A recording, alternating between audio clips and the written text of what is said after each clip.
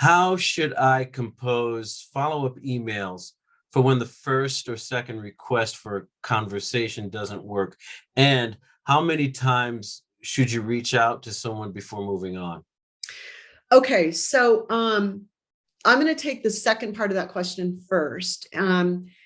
What I tend to do is I keep them on a list, and this is where Navigator can be handy, as you can keep them on your lead list there.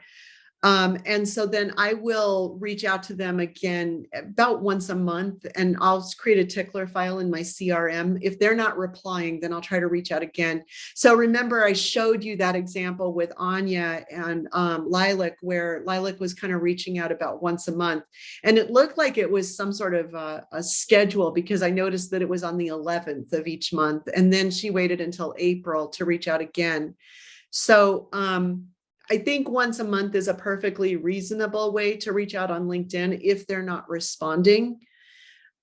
If you're going to go to email, you can do it a little bit more frequently, because with LinkedIn, they can see how many times you've messaged them, and that you've messaged them every day. That's just going to get annoying. One friend of mine sent, you remember that message from Bill? This lady kept messaging him over and over again. And he sent me some of the messages, and he described it as, she just keeps showing up like a bad rash. You do not want to be perceived as a bad rash. That's not helpful to your brand.